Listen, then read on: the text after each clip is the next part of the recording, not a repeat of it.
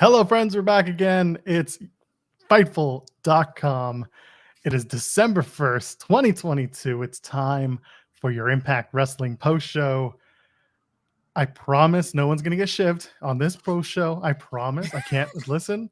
I can't make any guarantees that it doesn't happen on other shows. I see the way that Denise and Sean, get at each other. Can't say it won't happen because apparently they're going to do the Royal Rumble post show together, but not about that. Whatever. You and I, Cresta, we're not, I don't think we're planning, even after 19 years, if we get to that point, I don't think we're planning a shivving anytime soon, are we? If it'll pop a rating, yes. Oh, okay. Well, I'm glad. We took last week off because they were running a Thanksgiving clip show. So if we're a little rusty, just blame Impact Wrestling. It's not our fault.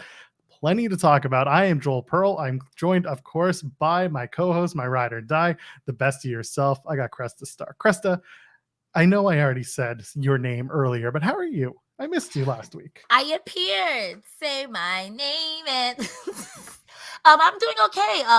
Thanksgiving was last week, like you said, for those of you who celebrate Thanksgiving. I made my own Thanksgiving for the first time, made baked macaroni and cheese and candy yams. It was delicious. And I think I got diabetes from those yams. Did you send me the leftovers? I'm waiting. I still have beef ribs. Like, I will email you a plate. I'm going to open up my CD drive, put it in there, and then you check your email. You should be able to get it out. I don't know what's more egregious, the idea of you sending me this via email or the idea of you having a CD drive at this point in time. I don't even think I have a CD drive. I think the last time I had a CD drive was like literally 2014. Oh, I can't even think of the last time I had. I got whatever. It doesn't matter. Last time I had a CD drive, y'all needed to leave a thumbs up on this video. How's that? Okay. And if you're here, if you're watching on Facebook, hello, how you doing? It's good to see you. If you're in the chat, if you're on youtube.com/Fightful, hello, I see you all. We're back. We're good to see you.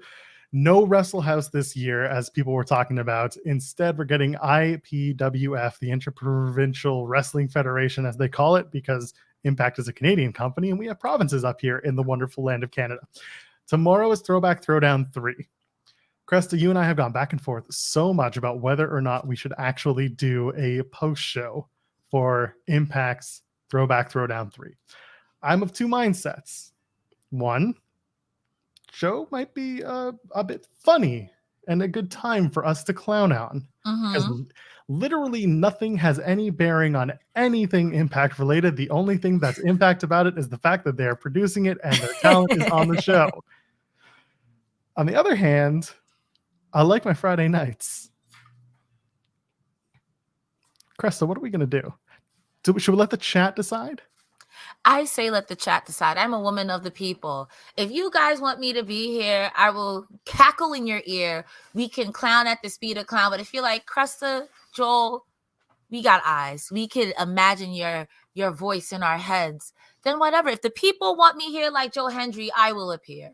But if no one's believing, I'm sleeping. Tell you what, leave a comment. If you're in the chat, I can see it. But tell you what, leave a comment after the show goes off the air. Leave it here. Tell us if you want us to do a Throwback Throwdown post show. If we get enough, and we get, let's be realistic. You want to say 150 likes on the video?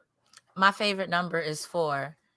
So 100? I would say 444, but you said be realistic. So 222. Cut it right down the middle. 222. Okay. 222.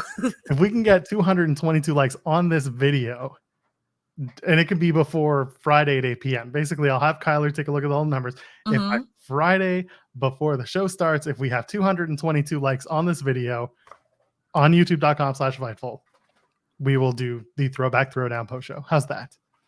And okay? If we get 4,444 likes, Joe will put on that mask behind him. I didn't ask him. I just sprung that on him. I'll do it. I promise. I'll do it. And I have a luchador mask that I wore, like the face mask. We could do it. We'll do it in lucha. We'll do it in lucha. 4,444. 4 digits, because 4 is my favorite number. We'll start a GoFundMe, as someone in the chat said. There you go. $5 to watch IPWF footage, because BTI opened up with that tonight. They showed a lot of IPWF. That was basically like their kickoff show. There was some stuff in there that I wish I had never seen again, but we saw it, including the BTI match between Ladybird, Johnston, and Misbehavin'. Ladybird is sick, if you know who she is. And Misbehavin' looks like someone who's been having a lot of problems at home recently. Not that. that. I'm just saying. What did you think of the match? Did you watch it? Did you bother? I did. I started watching it actively, and then I started watching it passively. I will say, shout outs to the name Timber. I don't know why that made me laugh so hard. It's such a good name. It's so dumb that it's genius. Mm-hmm. And building, if you like that one, huh? Oh, there was Aces Austin who was like a KK or something. There's a lot of alliteration, I will say. It's a lot of alliteration. Very strange. Use your alliteration to send us a super chat, by the way. If you're here, we've gotten this far in. Ryan Sullivan already kicked us off saying, do the show. The people demand it. Listen, if we have a banner night in super chats, I will consider doing a Throwback Throwdown show. How's that? Otherwise, 222 likes on the video. That's it. Go to, you got the super chats here, so you can do that, or you can do humperchats.com. You can leave a donation. Cresta, tell them about the gimmick.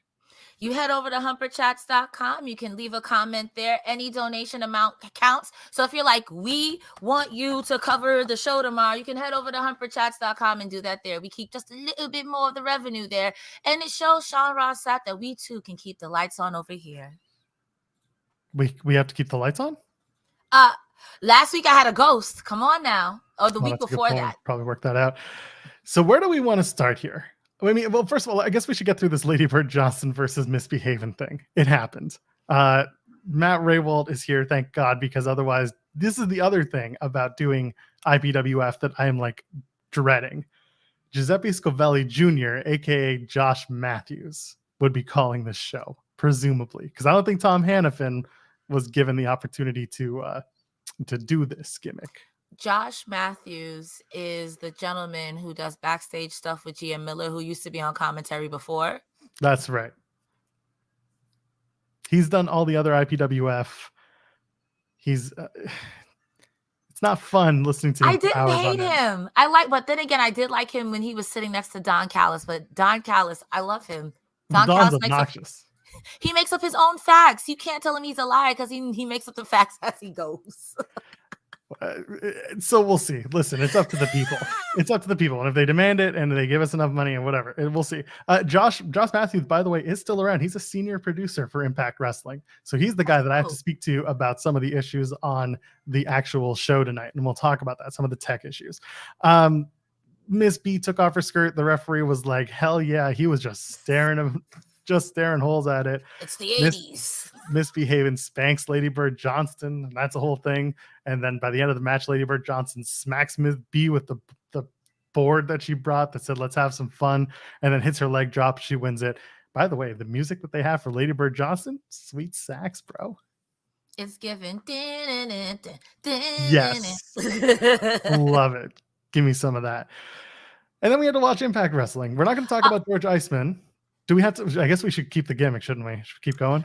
I mean, George Iceman said there was something going down. He didn't say attempted murder, but that's what it had to do with. You're right. So George Iceman gave us his Iceman intel, and he had to say there were problems within Violent by Design. Says that Eric Young approached Cody Deaner, that they're concerned with the strength of VBD. EY said meet him this week, and the rumors were hot and heavy that Eric Young was spotted at the abandoned prison where Deaner was initiated into Violent by Design. Boy, howdy, Cresta. That ended up being spot on from Mr. Iceman Intel, didn't it? He said he was on location, so it's quite presumable that he was outside of the jail cell like, what's going on in here? He's one of the Violent by Design guys. Let me see if I can do it without giving myself arthritis. Oh, yeah, doing the violence thing? Oh, that hurts Still my hurts. head. Still hurts to do. It's unnatural. Some people are just like, I can do it. And I'm like, that's not natural. That's not okay. Good for you being limber. We're both under 9,000 years old, so we gotta, M.A. Sulko sent us a Humper chat saying tonight's show was transferred from a 2003 CD drive. So let's just get right into the Impact show itself. The crowd miking was god-awful, Cresta. It sounded like it was low-quality garbage. And then they did a smidge better of a job with the announcers, but it wasn't much better. it took me the hell out of the show for most of it. How did you feel about the audio? Did it hit you at all or what? So maybe I didn't notice it because it was giving that the fans tonight was open mic night because the fans were not having it. Every time someone said F you, bully, or I'm not feeling this match, or you suck, you absolutely heard it. Typically, sometimes you hear it, but not that loud. Tonight, the fans were not having it. Maybe that was the mic quality. I did notice it on commentary just a little bit, but it didn't take me out of it. I go into rose-colored glasses, so maybe I'm a jabroni not paying attention. It doesn't, and that's the thing. It doesn't always sound like that. Their audio production isn't always as bad as it was tonight. And I guess we'll find out next week if if it was a whole taping wide issue or if it was just whoever was doing the audio that week. Something just, again, I say this every week when we do this show. It's like Impact can always go 99%. I was just about to say that. I'm like, I'm sure you said at some point they can always get right there. Right up to the line. And then their audio is shit. So either way, it was what took me out of the show, but there was a lot of really good in tonight's show. So I really want to talk about the Diener stuff, and we're going to talk about the Diener and Eric Young stuff because that's obviously such an amazing thing. I'm also going to tell you guys now, I have exclusive audio that I haven't played for anyone else because I keep telling you guys week in and week out about this interview that I did with Eric Young that probably should see the light of day. Well, I don't have the video, but I have the audio of his conversation with me when we talked about whether or not he would become a producer backstage or if he's done, he's done. And I know I've made allusions to that before. Cresta heard the audio. It was just a 30-second snippet. So we're going to play it tonight on the show just so that you guys get that little exclusive about Eric Young's mindset, at least how it was to me back when we spoke at the end of June this past it was this past June. So it's good. It's something to maybe keep an eye out for and keep your ears open for as we talk about the show. First, Bully Ray Cresta. My God, this is again. I don't know how you felt about this promo. I think a lot of people are split. I see it in your eyes. I feel like you didn't love it, but maybe I'm wrong. I'm gonna let you finish. I liked this promo. It got mostly the right amount of heat, but it got there after Bully stopped doing the stupid, hey kid, I'll come and beat you up, or hey guy in the front row, I'm gonna come down there and rip your sign. Like when he stopped doing that and he started talking about his version of history in Impact Wrestling, I was in. I was focused. I was into this promo. What did you think? And then we'll actually like run it down. So Cheap Heat always pops me. When you say your hometown sucks, this little kid is fat. Oh yeah, I'm here for it. I love Cheap Heat. Because it's like of all the ways you can go, you can say go eat a Frank, you know what I mean? It's so stupid. So I love that first and foremost. But when he said his version of history, and when he got to like, I screwed out Hogan, it was the funniest thing because that's supposed to be a dick. And the crowd was like, thank you. Like, no one's mad about it. But then when he started going into other things, all I could think of, you are grandstanding and a hot dog in it. I was here for it. Someone needed to come and shut him up. I'm glad Rich Swann came out to shut him up. But at some point, it was like, okay, Bully Ray, we know not to trust you. We did know that. That's true. That's one of the things that kind of turned me off about the promo a little bit, or at least got me down. I was just like, you're not telling us something that we didn't already know. But at the same time, again, he's telling his bad guy heel version of the truth. So Bully comes out, he says, I'm from New York, the crowd's from Kentucky, you might not understand me. And I'm like, okay. And then he does the bringing the kid, and he does the guy gonna take the sign and kick his face in, whatever. He had the guy in the front row had an F you Bully sign, which by the way, he goes around and eventually does rip the sign off. And I was a big fan of him actually getting around to it and not just saying he'll do it. Yeah. So Bully starts, he's like, he believes he did everything right. He's like, I ran the gauntlet. I won the trophy. Scott D'Amore broke the trophy. I told everyone that I was going to call my shot, and I did exactly that. He says Josh Alexander is a great professional wrestler. Puts over Josh Alexander, but he then says he's not as smart as Bully Ray. Bully Ray thinks he's the smartest guy in the entire industry. And again, this is just delusional heel talking his shit. Then I think that's something that we kind of get lost in sometimes. Yeah. And then he says like Josh Alexander forgot who Bully was. And I'm like, Bully, literally everyone told us. Like, how could we forget? Literally 3 months, 2 months up until this, they were like, Bully's an asshole. Hey, by the way, thank you for this. Bully's an asshole. Like literally out of nowhere. Like we know, bro. Like no one thought you were a good guy. No, 0 people thought you were a good guy. So Bully runs down his accomplishments in Impact. He's like, I'm the guy who ran Hulk Hogan out of Impact. And I'm like, yay. And then he's like, I'm the guy who beat Sting to make sure he couldn't challenge for the Impact Championship anymore. Boo. And he's like, Brooke, well, I screwed her too. And I was like, okay, that's the great defeat. I was fine with that. And then he mentions I put Dixie Carter through a table, but like kind of ran through that line. And he says, I built Impact Wrestling. I built this place. And he said, why would Josh Alexander let his wife be in the same building as Bully Ray? And I'm like, again, he makes a good point. He's a bad guy just talking about his experience. And he's a little messed up. Like it's his perception, because everyone's the hero in their story. And Bully really thinks that he's the guy. So he says Josh Alexander won't be around for a couple of weeks. He has some trauma. His family endured a lot of trauma.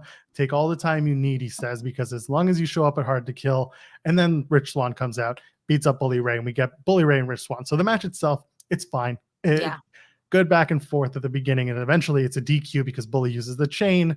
And then they do a whole beatdown. And then Tommy Dreamer comes out. So tell me, because I've talked enough, tell me how you're feeling about where we go from here, because Bully Ray comes out and gets DQ'd, and then Tommy Dreamer comes out, and then Scott D'Amore comes out. So talk to me about how you were feeling about the match and the aftermath. The match was fine. My 2 cents on the match really is just that Bully Ray was doing his damnedest to keep Swann down, but Swann is one of those wrestlers that you literally have to hit him with a brick to knock him out. And that's no disrespect. I put him up there with like Johnny Gargano and them. Like he can take a beating. This man does not stay down. So of course he cheated. But after weeks of people saying they don't like Bully Ray, he's a snake, we don't like him. Why did Rich Swann get beat for a solid 5-10 minutes before, of all people, Tommy Dreamer comes down? Yes. That doesn't make any sense. Through that whole time, Tommy Dreamer's yelling at him. Poor Rich Swann's arm is up in the thing. Nobody got the man down. So it's like, do you guys really hate Bully Ray? Are you afraid of Bully Ray? Because Rich Swann is the only one who went down there to shut him up. And then y'all left him hanging after for weeks. Y'all are like, well, Bully's a jerk or whatever it is. Do y'all not like Rich Swann? I thought Rich Swann was the homie. Like, I don't know where you go with this. I kind of don't see why Tommy Dreamer came down, but I guess it's the only voice of reason. But Bully Ray made a very valid point at the end of that promo when Scott D'Amore was losing his shit, spitting on him. He's like, you can say I'm all of these things, but you hired me, Scott. So who's really the bad guy? So I'm like, I got to give credit where credit is due. He's right. You can be mad at me. You can say I'm a scumbag, I'm a piece of shit, I'm all of this stuff, but you hired me. You signed that contract. You wrote up the contract. Here I am. This is your fault. He says, you're right about one thing, Scott. I am a piece of shit. And Scott D'Amore is just losing his mind. And I love this. I thought Scott, this was one of his better emotes that came in. Like he really went over the top. And at the same time, people, Bully coming out and being like, you hired me. And he's right. Again, like a Bully is not wrong about what he's saying. And now Scott's got to be like, he's beside himself because he caused this. But he also caused Honor No More. So it's like, why didn't he get this angry at Honor No More? Not important. Whatever. At the end of the day, Scott threatens to fight, Scott threatens to fight Bully. And then Bully grabs a chair. And I like this. Dreamer steps in front of Scott D'Amore to stop the chair shot. Bully doesn't even take a swing at Dreamer, and he could have, and he should have, but he didn't. And then they do the piece of shit thing, and then Bully reminds Scott that he's the guy who hired him, and that's the segment. I'm a little. First of all, I'll say it. I enjoyed the Bully Ray segment. I'm a little perplexed as to why Scott is beside himself now because he's the guy who did it, but Bully's going to get under everyone's skin now, which I don't hate either. I hate that for me. I do like when Scott D'Amore threw his jacket down and gave me Ric Flair, Jay Lethal, and I popped. I don't care. I popped. He threw his jacket down. I was like, oh, you mad? I was seeing it on Twitter, and I was saying it to you too. I was like, Joel, come get your dad. He mad. Your dad is pissed. Why does he have to fight people? Like, this man is so calm. Look at him. Ray got under his skin. Bully Ray is under that man. So he's in his veins because he hired him and he know his contract is for the next 5 years. We're not fighting people in this family. Don't know what it is. But either way, Ryan Sullivan with the super chat saying, it really helped Bully protect the old yam bags. Tess, my balls. I know. I saw it. Should have woke up. Oh god, I can't play it on this show because I don't want to get us demonetized, but it's funny. I've posted it on Cresta's Twitter before. She's seen it. It's 10 out of 10. I literally quote that 4 or 5 times a day. Absolutely. Trey Miguel's backstage. He says, ladies and gentlemen, losers of all ages, people are not happy with Trey Miguel. Trey talks about how he tattooed the X Division title on his leg and then he lost it, so he had to go get back what was his, and then he spray paints it green and says, this is the future. Trey told me in an interview that's up on Fightful.com that the X Division is what made him join Impact. I'm a big fan of where this can possibly go. How did you feel about this promo? And was it for you? Are you looking forward to heel Trey Miguel? What did you think of the promo from Trey? I like the concept of it. You're arrogant. You're petty. You are something I feel like, I don't want to sound cliche, but he is something that I feel is missing since Ace Austin joined Chris Bay. That's smarmy, almost borderline slimy, but he's got the resume to back it up. So I'm excited to see where it goes. I did laugh a lot when he spray painted it green. I'm like, at this point, just say suck it. Like, come on now. But like, I'm excited to see where it goes. And I know he has the stuff to back it up because I've seen the matches. So I would like to see him wrestle heel if that means cheating, not getting DQ'd, or how far are you willing to go? We might see a whole nother side because we already know Black Taurus is going to come for that ass.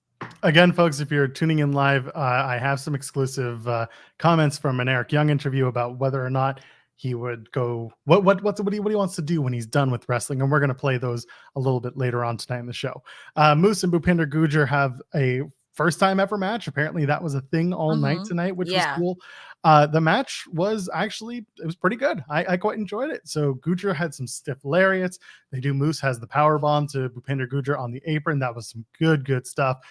They do the shot for shot, and I love Moose yelling, I enjoy hurting you, Bhupinder. His sling blade looked good, does Gujjar's, and then the finish was cool because Moose walks out of the way of the gargoyle spear, makes the younger and more impressionable Gujjar look stupid. And then Gujjar gets one up on Moose because Moose went for his spear. Gujjar leapfrogs it, but then Moose, being the wily veteran, just turns around and hits the one right on Gujjar and gets the win.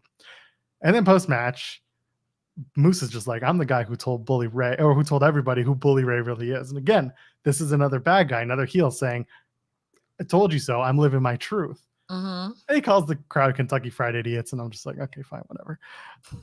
He says that he told everyone that Bully would screw Josh Alexander at Overdrive. Says he didn't win at Overdrive, but he was right about Bully Ray. Easy for me to say. And I'm like, we were all right, Moose. We all got this. Come on now. And then he's like, I don't want any of you to say his name. And what happens next? He appears. And out comes Joe Hendry. Did it feel to you like they kind of pushed this to happen? Like they kind of they shoehorned it in? I know we love Joe Hendry on the show. We don't say anything mean about him. It was a good segment. We're going to talk about it. But up until this point, Joe Hendry comes out. Are you enjoying Moose? Did you enjoy the match? How are you up until this point? I like the match. I will say I see Moose really putting Gujjar over, like in the way that he was wrestling, like not taking anything away from Gujjar, but Moose really, I thought it was a good, solid match. Afterwards, I don't care if they shoehorn in Joe Hendry anytime. When he started saying, I'm so sick of Bully Ray, I was right about Bully Ray, like we all were. He's like, I don't even want to say his name. When he said that, I started screaming, and he appears. I don't care. I love it. I think, because it's like, why are you coming out here, Joe Hendry? You're going to get beat up by Moose. You better stop. He's angry as hell. And then when it didn't happen, I was happy. I was disturbed because now I don't want Moose to beat him up and take that title. But then Joe Hendry wasn't bad. He was mixing it up with it. So now I'm like, do I want to see this? Yes. They didn't make Joe Hendry look like a guy who was just going to get the shit kicked out of him by Moose. And I appreciated that. Joe Hendry comes down. He says, what are you doing? Moose says, what are you doing in my ring? And Hendry's like, you called me out. And Moose is like, no, I said, don't say Bully Ray's name. And Henry's like, well, no, you said don't say his name. And that's me. because Joe Hendry is, you say his name and he appears. Moose is like, I got no time for your fun and games. And Hendry's like, that's not what you want, Moose. I know a cry for help when I see one. He puts his hand on Moose's back. It was so good. And then Moose eventually hits a big boot, takes down Hendry. Hendry jumps back up, and Gujjar is perched behind Moose, hits a gargoyle spear, gets that revenge. So not a bad way to end a segment and just kind of give a little bit of enough finality, but certainly kind of push a potential story with Hendry and Moose together. Do you think that Gujjar maybe tries to revisit the Digital Media Championship now that it's on Hendry? I would love that. Again, I still want to see Bhupinder Gujjar have his first title win in Impact be the Digital Media Championship. If for any other reason, it's believable. How's that? Okay, yeah, I see that. What do you think? Would you rather Gujjar go for a different title, or where's your brain at with Gujjar and the Digital Media title? I like Gujjar a lot. I could see him winning that, but I'm a wild card. I would like to see what he does with the X division, because I think if you put him in something like that, it'll really push the boundaries of his character, because there's some stiff competition in the X division, which is pretty much all of Impact. So like there's like some stiff regulars, and I think it'll diversify his wrestling style. I do like the idea of Joe Hendry versus Moose, because I feel like Joe Hendry's such a yuck character or a high concept gimmick, and Moose is just like, I'm angry, I'm fucking Moose. Fair. And also, it's worth pointing out that when we did the post show for Overdrive, we talked about the pre-show match with the 6-way X division match, right? And Gujjar and Hotch were two guys to look out for. So there's a case to be made for Gujjar in the X division, but I don't think we're there quite yet for the X division championship. Yeah, I agree with that. But I hear you. I think there's definitely space for Gujjar sometime down the line, but it's not yet. I think the Digital Media Championship might be a good start for him. Can you imagine Moose and Joe Hendry in a tag team? That would be the funniest, bestest odd couple, because Moose is so angry and Joe Hendry would just be motivating him the entire time. I'm actually a fan. Like I want to do it. Moose and anger management. Well, now we're just taking stories out of Dr. Shelby's book. I'm sorry. I regret nothing, actually. Well, I don't regret y'all leaving a thumbs up here and hanging out with us. 222 likes on this video. We'll do Throwback Throwdown 3 on Friday night, tomorrow night. Gia Miller's talking with Speedball Mike Bailey. It's a quick one. Just ask Speedball, how do you feel with Kenny King getting in your face and getting in your way for the last couple of weeks? Speedball says he would like to believe that if it wasn't for Kenny King, he would have won the X Division Championship. If it wasn't for Kenny King, he would have won the 6-way match at Overdrive that we just talked about. And he says, regardless of Kenny King's mission, Speedball Mike Bailey's goals and attitudes and impact will remain exactly as they are. Mike Bailey kind of came off as a robot in this interview. What do you think overall? I thought he was so wholesome. It was very wholesome. It gives me Karate Kid. That's what it gives me. It gives me Karate Kid, and I love it. I want him to stay wholesome, and when he goes heel, it's gonna break my heart. But he's so wholesome. Even as robotic, I still love it. I don't hate it yet. Yeah, and when I say robotic, I don't mean this in a bad way. I mean this in a like, you could tell that he had it planned out the way he wanted to say it, and it could be part of his like, yeah, a bit insincere, as someone said in the chat. Like there's something there, and I think there's a moment. It's not about a heel turn. I think it's about a Breaking Bad moment where this guy who's so wholesome, Karate Kid like, is eventually going to do something that the good guy would normally not do, and suddenly this wholesome demeanor has a bit of a crisis of conscience. It was very straight-faced, you know. Yeah. It was prepared, and that's not a bad thing. I think that was what we were going for in this case.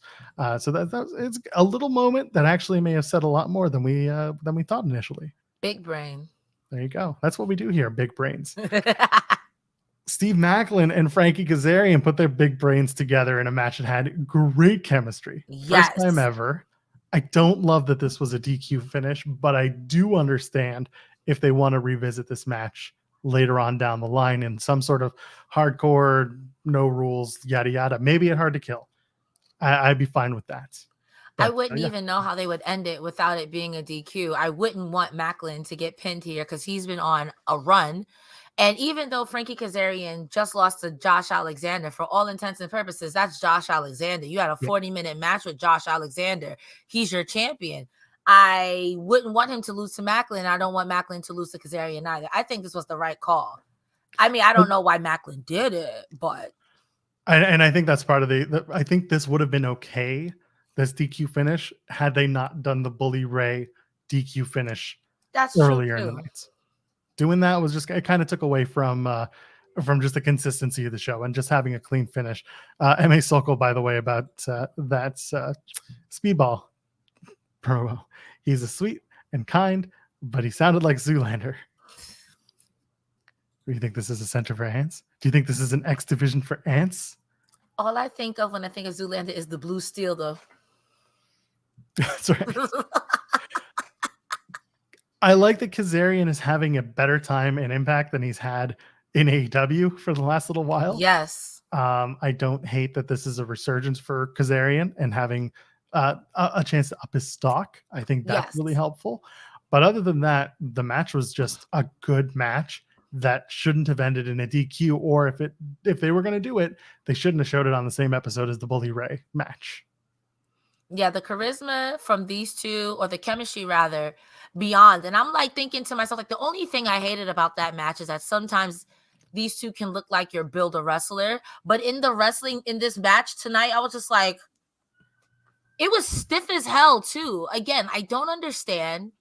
Like, I guess storyline wise, it was blow for blow, but it's like, Maclin, you had him match, just you really didn't have to cheat. I get it, I guess. And maybe you save a definitive finish for like a hard to kill or something like that, so these two can go back and forth. But if it's going to end like this again, it's going to be rather disappointing. And also too, it's like, last week, Maclin, you're the one who kind of issued this. You're the one who instigated this. So why would you cheat?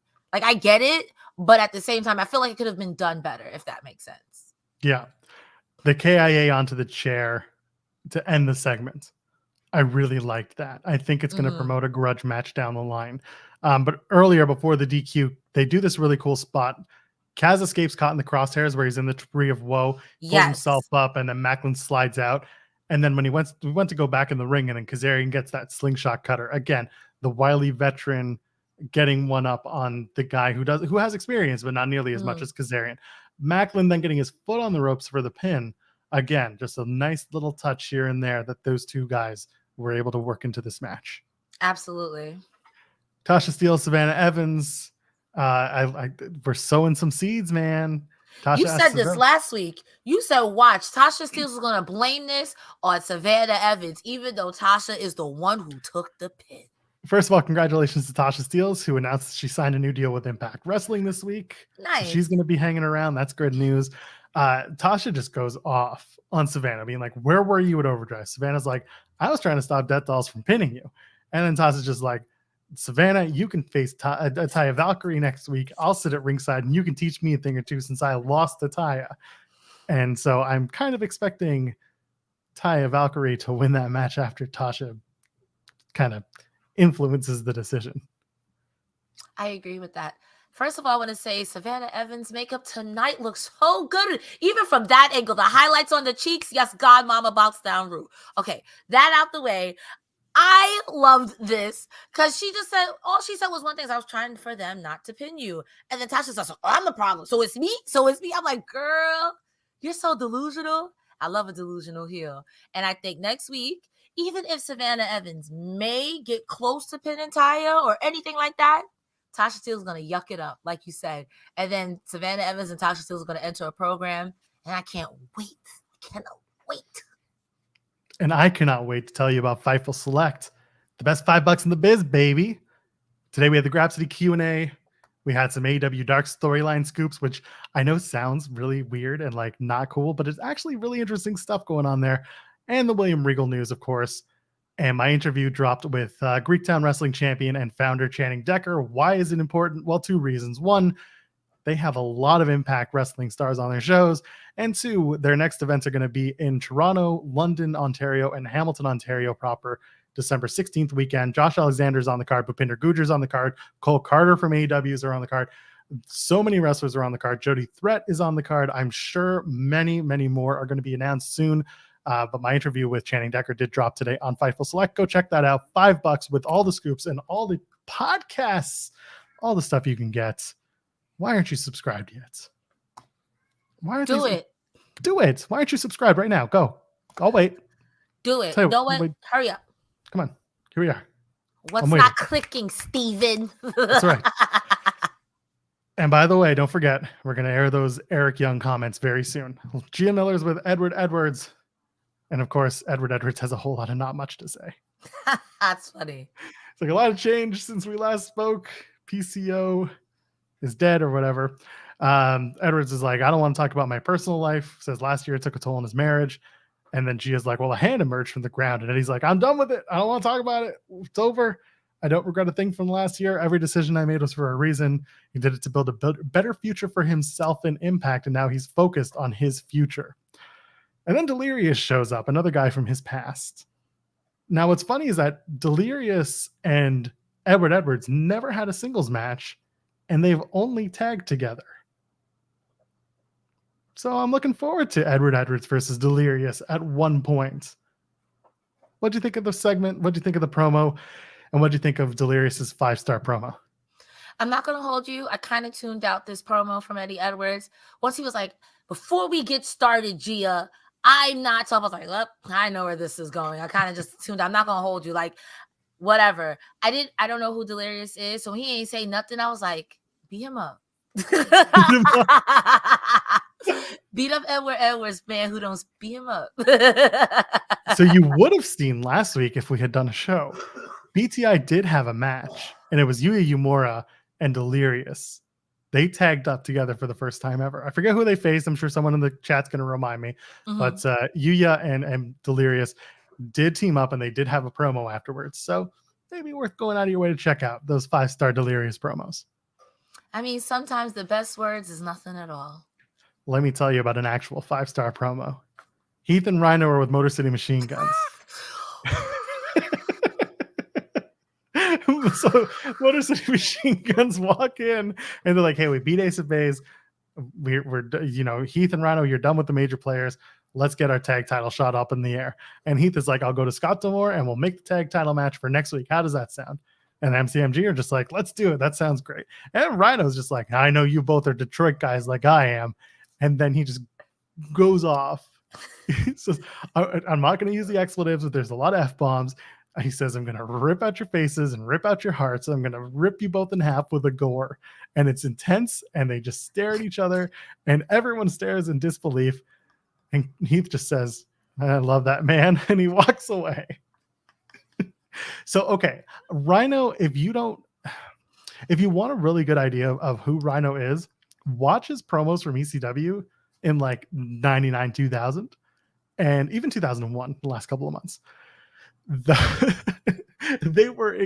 was a Rhino ECW promo, and you had to go back and watch it. It was just expletive filled and yelling, and like his promos in ECW were awful, but they were so intense that you had to like them.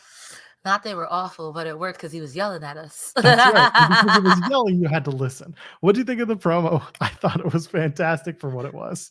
If you couldn't tell by my reaction, I loved it. At first, I was like, okay, pretty standard promo. And then Rhino just says, step to the side. It just goes ham taro. I'm like, yo, did you have a Red Bull? Like several. What is happening? And everyone's just looking at him like, yo. And what sent me over the moon is afterwards, Alex Shelley is like, he's spit. That's right. There's good just physical comedy with Motor City Machine Guns because they've been around for so long and it was so good. I loved it. That promo, that and the Joe Henry, my highlight of the night. Absolutely. So they're going next week. They're saying Savannah Evans and Taya Valkyrie are going to be on the card. Josh Alexander returns. Presumably the tag title match is up, but they didn't announce it officially on the rundown, but presumably that's happening. Last rodeo time. This was the main event before the real main event of, someone shivving a guy. Yeah. Last rodeo match, Deonna Perrazzo takes on Mickie James. This was a great match. Just a strong match. They're stiff. They worked each other before. There's some good callbacks to their last two matches.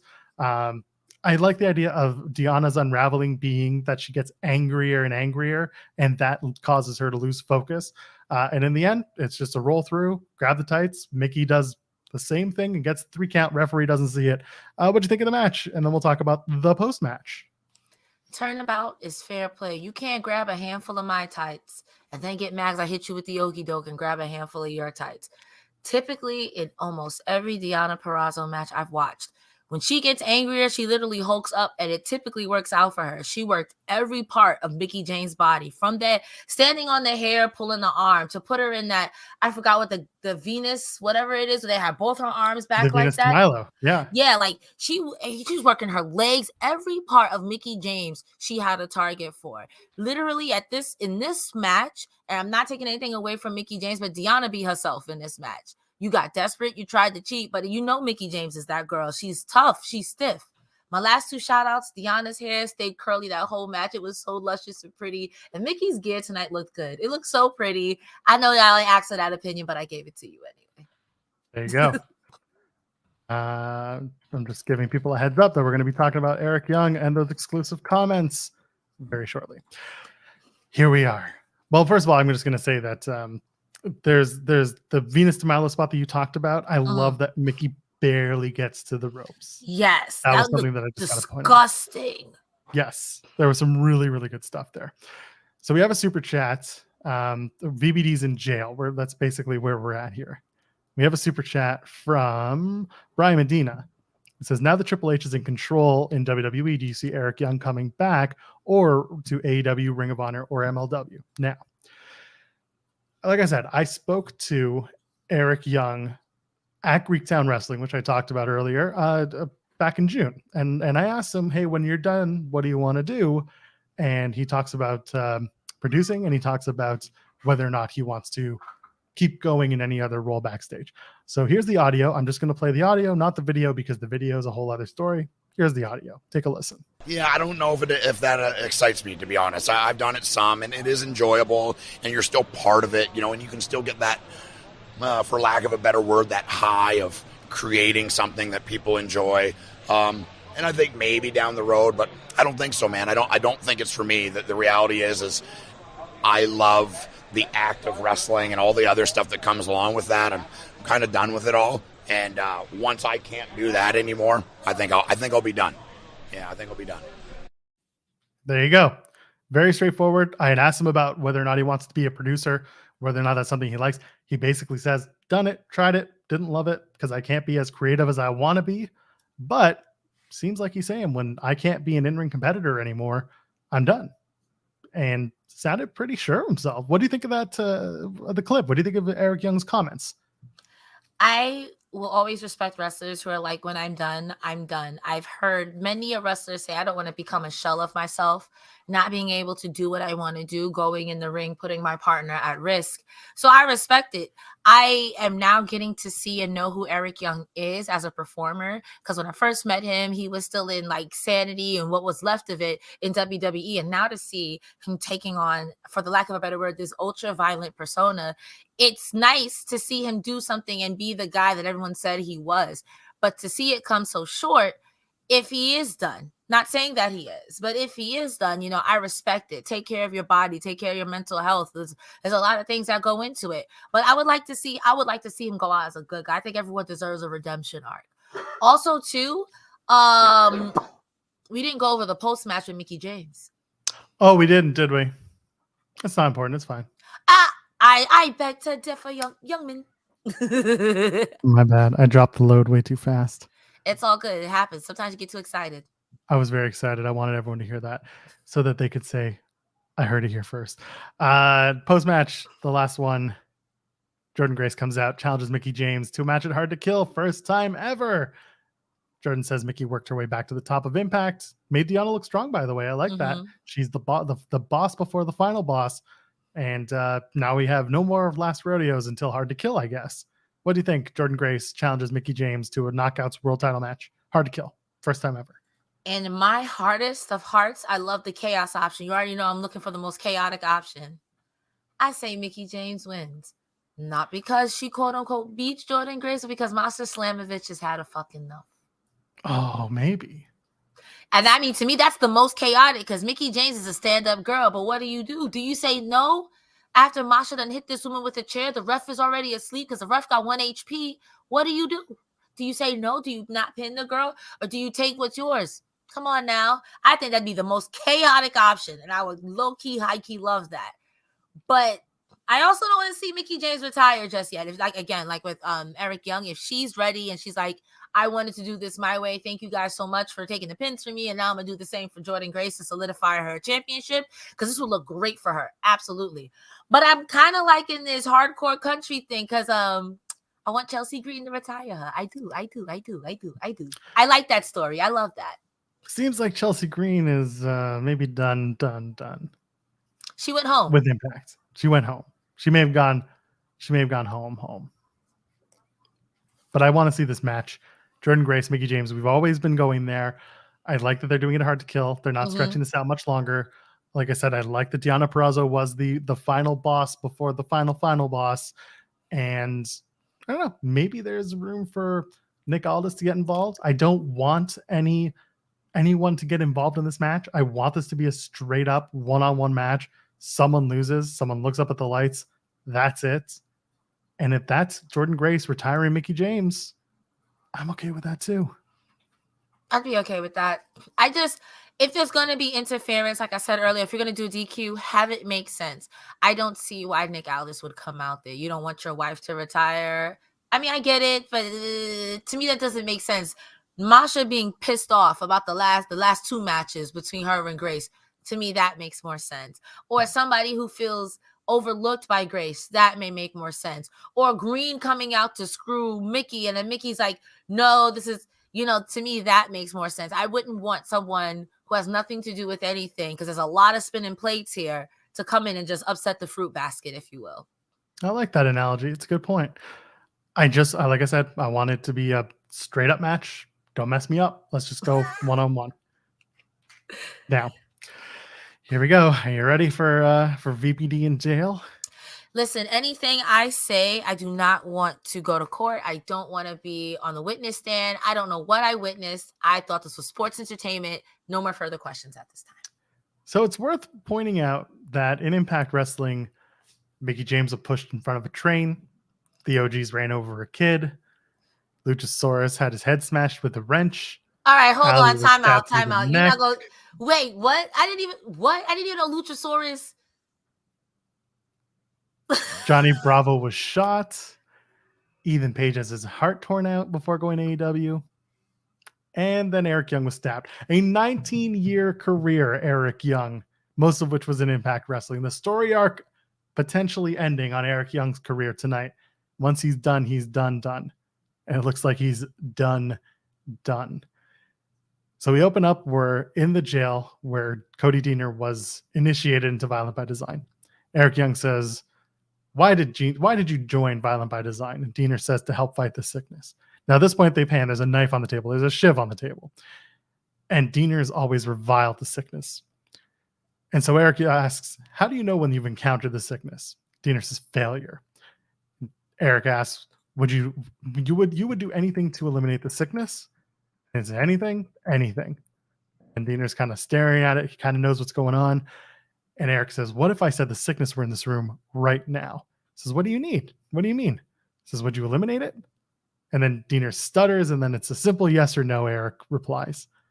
There's back and forth shots at this point of Deaner and Eric Young crossing paths, looking at each other in a jail cell while the other one is outside of the jail cell. And then they both go for the knife. They would both try to eliminate each other. They're both going to fight. This fight goes on for quite a little while, and then eventually the music changes. Eric says, you can fix this. You can.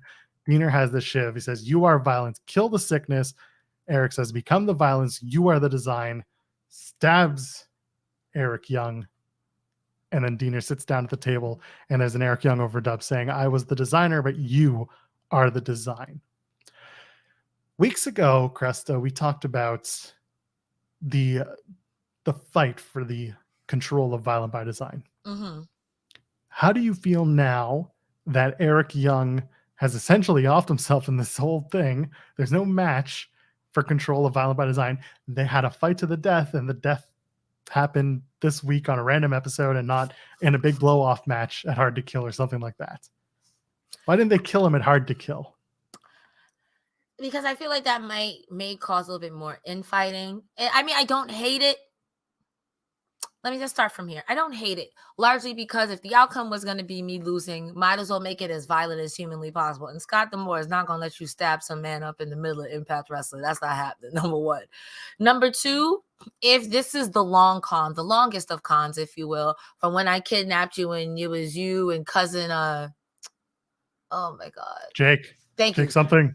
Yeah, you and cousin Jake, you know, and whatever it is till now, because you were the ultimate prize and the goal, because you were the one to chosen to lead this. I don't necessarily hate it. Again, if this was going to be the outcome, I will say that now that we're here, out of all the speculation, because we did say, like, you can't keep losing Eric Young after you said losing is the sickness. Now that we've come here, it's like, I saw Cody Deaner's humanity leave his eyes when he was like, we can fix this. And he was like, nah, we got to fight to the death. Even when the old boy poked him in the eye, allegedly. You know what I mean? So I don't hate it. I would like for Eric Young to come back as the ghost of Christmas past and have an actual blow-off match with Cody Deaner. And even if Cody pins him for real, I think the both of them deserve that. You know, he comes back like, maybe I was wrong. He's like, no, you are the sickness, but we'll see. Stabbing someone? Again, I remind you, ripping out hearts, running over children, getting stabbed in the throat. He buried PCO alive, but like, but he's alive. He's alive though. His hand popped up and everything. He was undead. He was never dead to begin with. He was never allowed to begin with. Just saying. I'm just saying. Impact is a place where people come in, and when they go, they go. Have we seen Ethan Page? No. Have we seen Allie? Nope. Have we seen Luchasaurus? Nope. All these people. He's a dinosaur. Well, that's true. But when you kill a 65,000 or 65 million year old dinosaur, it's done. But we saw Johnny. Johnny Bravo got resurrected. Johnny was never killed. Johnny Bravo, yes, was shot, but he wasn't killed. When Impact kills somebody, they commit to the bit. Mama, that's my answer. That's it for Eric. I think that's it's. If they bring him back as a ghost, I think a lot of Impact like hardcores are going to be like, nah, this isn't Impact. Well, not a ghost, but like maybe he didn't kill old boy. He doesn't kill Eric Young, and it looks like he did. And Eric Young's like, well, you were too weak to finish the job, and then you have your blow off match, and Cody is like, I can finish the job, and it's like. Pick a Sami Callihan stipulation, and it's like that, and there you go, and that's how you end it. The problem with that is, in wrestling terminology or wrestling world lore, how do you have a match when someone tried to end your life? Man, I've seen people wrestle over the custody of a child. It's different. I'm talking an Impact. If somebody tries to shiv me to death, I'm not going to beat you in a wrestling ring. I feel like you're overthinking it. This is also Impact Wrestling. I feel like you're really like, okay. Luke Gallows got put through a ring by PCO, and PCO was still allowed back in that building next week. Yeah, but where's Gallows? You get on my nerves, Joel. I'm just gonna bring this up. If they kill them in Impact, it's usually the wrestler saying, outside of abnormal situations, I'm done with Impact for good. And I really think that's what this is. Done with Impact for good. Listen, could Eric Young go elsewhere and work? Absolutely. Mm-hmm. Do I think he's going to? I really don't, unless he picks up a few months somewhere or a few years. It sounds like Eric is ready to be done. He's ready to hang it up. He's ready to go and wear his Nashville Predators hockey jersey, go to a game, enjoy the fruits of his labors. 20 years is a long ass time to be a wrestler in a successful company. If you don't think Impact is a success, well, they've been around for 20 years. You're still getting paid. I think Eric's going to be okay. Yeah. I'm sorry. Go ahead. Go ahead. You go ahead. Someone in the chat's asking me, do you think that we would go get Sanity back? I don't. Because everyone else from Sanity has moved on. Nikki Cross is kind of like there, but not. Having Eric Young just show up to be with Nikki Cross feels a little backwards. Bringing back Damo would be fine, but I don't know if Damo wants to come back. There's a lot of moving parts, and I feel like Sanity while they didn't really get a fair shake on main roster WWE, I don't think Eric Young necessarily wants to try for it again, unless they're going to do trios. But I don't think they're doing trios in WWE. I will also say, seeing Eric Young wrestle in Impact, WWE style, I don't think really benefits Eric Young. There's a few wrestlers that I think that he would have genuine chemistry with now that is on the roster in his style of like this.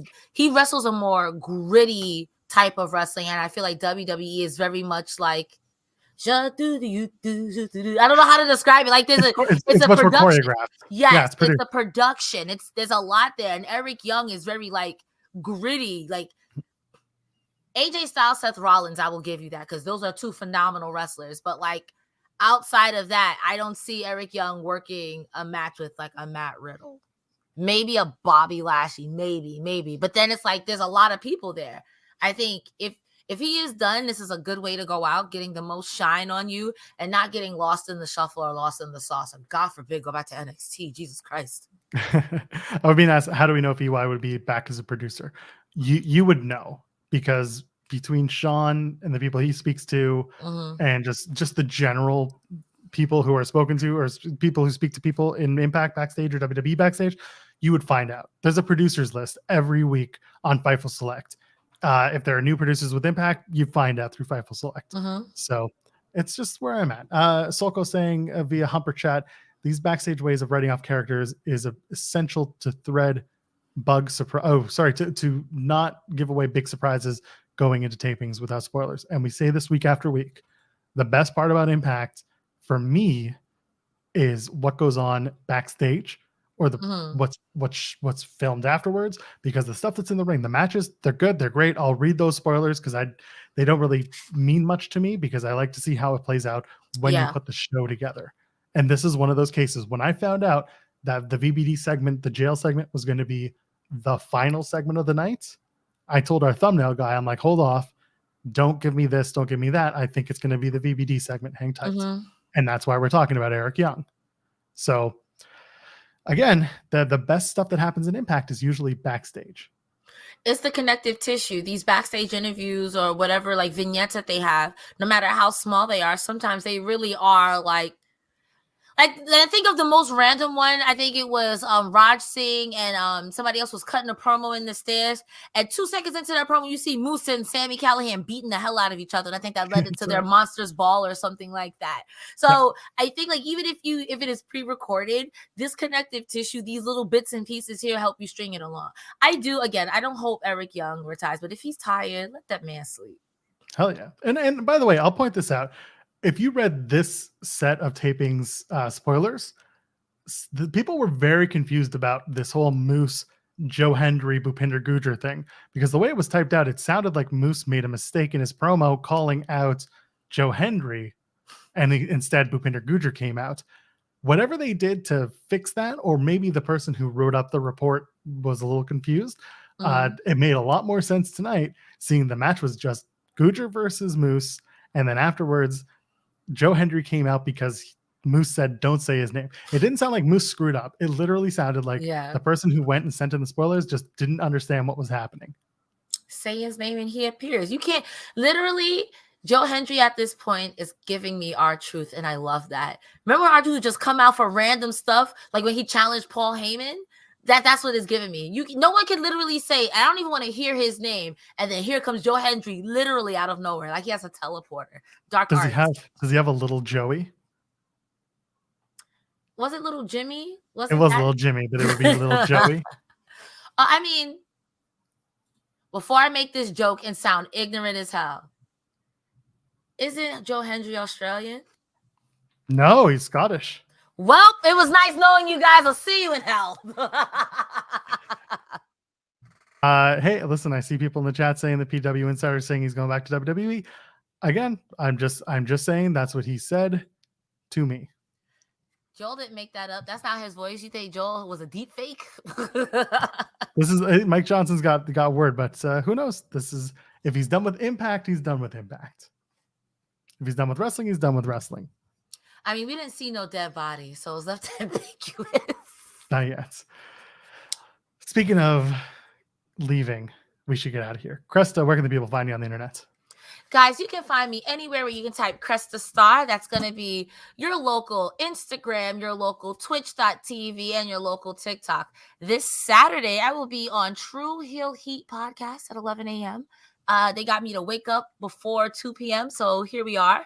I will be there. And also this Saturday, do Gaming Gone Weird on Know Your News. And on Twitter, you can find me, Cresta the Star, you see down here. All of my stuff is linked in my bio under the link tree. Joel, where can the people find you? Not hard to find. I'm at Joel Pearl, JoelPearl. If you get us to 222 likes on this video, we'll do Throwback Throwdown tomorrow night. How about that? 4,444 likes will do it in Lucha. He'll put on that luchador mask. I'll put on my face mask that's lucha inspired. Hell, you know what? 4,000 views, and I'll put on the lucha mask. I love that. There we go. 222 likes. That's what we need. And we'll do Throwback Throwdown. How's that? Sounds fair. I think you guys can do it. Type on your keyboards. Ladies, gentlemen, friends beyond the binary. We'll see you in the next one. Cheers. Bye.